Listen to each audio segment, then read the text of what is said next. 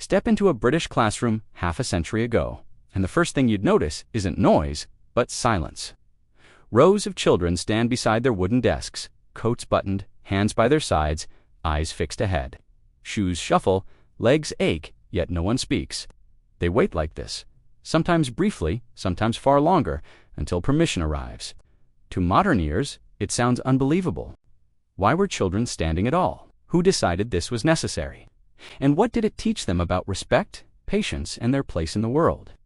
That moment holds the key to understanding childhood then, and feels different.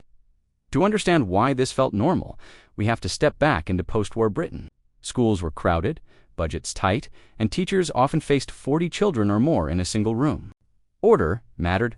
It was believed that clear routines prepared young people for working life where punctuality and obedience were prized. Standing became part of that rhythm. Pupils stood to greet the teacher, to line up, to wait their turn, to show they were ready to learn. It wasn't always a reprimand. Often it was simply how a lesson began. Authority flowed one way. Adults set the rules, and children followed them, rarely asking why. Comfort came second to structure. Desks were hard, classrooms plain, and movement limited. Yet, within that strictness, there was a sense of fairness. Everyone did the same thing. Today we design schools around ease and expression, but then they were built around order, because order was thought to shape character. And it's within that mindset that standing for long stretches quietly took root. It was accepted without comment, passed down year after year, until it became invisible. A habit so familiar that few remembered when it ever began or questioned its quiet influence on childhood. Standing still became part of the fabric of school life, woven so tightly that it barely drew notice. With classes full and time short, teachers relied on what could be seen at a glance. A child standing straight was ready. A line held its shape. Silence followed posture. There were no charts or discussions, just bodies arranged into order. For children, the memories are physical, legs growing stiff, shoes with worn toes pressed flat against polished floors. The quiet calculation of how long it might be before the words finally came. Sit down, until then.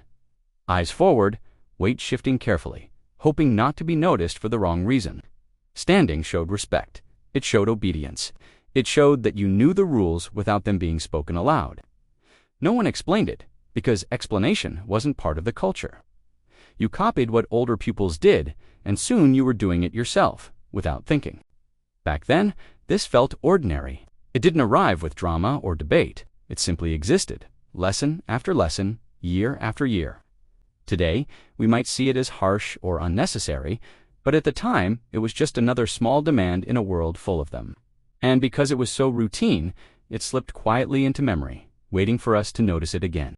Those moments lingered, shaping posture, patience, and unspoken understanding, bridging childhood and adulthood and setting the stage for deeper questions about why such practices endured for so long within British classrooms everywhere nationwide.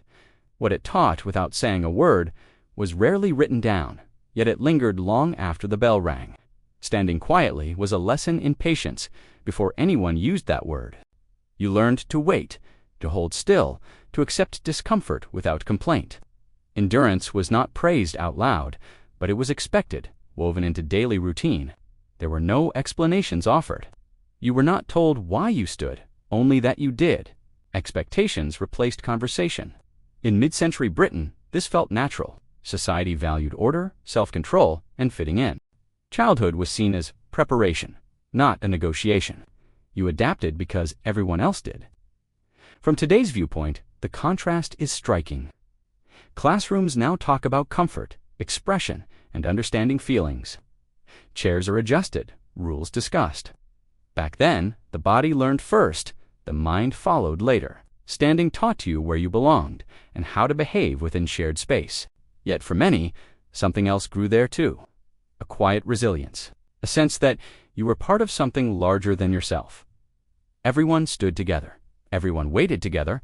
Those shared moments forged unspoken bonds, memories carried decades later. And as we look back, it becomes clear that what was never explained often shaped us most, leaving impressions that surface only when we stop and remember. These lessons lived quietly beneath everyday life, influencing work, family, and manners, long after school days ended, reminding us that the smallest routines often leave the deepest marks. Unnoticed at the time by everyone who experienced them back then, we never thought to question it, because questioning simply wasn't part of childhood then. Parents trusted schools, schools trusted rules, and children trusted that this was how things worked. You accepted it in the same way you accepted cold mornings or tight shoes. It was just life. Close your eyes, and the memories return. The sharp scent of floor polish, the scrape of chairs pushed back in unison, the quiet relief that spread through your legs when at last you were told to sit. No one complained. There was no sense of injustice, only routine. Looking back now, it's tempting to judge those moments through modern eyes, but cruelty wasn't the intention. It was structure, certainty, a shared understanding of order. Childhood adapted around it, learning to bend rather than break. And perhaps that acceptance explains why it stayed unchallenged for so long, quietly shaping generations who seldom asked why. Today's classrooms look and feel very different. Chairs are ready, rules are explained, comfort matters. Standing for long stretches has quietly vanished, replaced by conversations about well-being and choice. We gained gentler spaces, and children gained voices. Yet something changed too. The shared endurance, the silent understanding, the sense of learning how to wait. Perhaps neither era was perfect. One shaped patience, the other understanding. As the past fades further away, those old classrooms linger in memory, reminding us that change always gives something new, while leaving something behind. For more of these unbelievable memories, tap the video on your screen. The 1970s stories are something else. Don't forget to subscribe.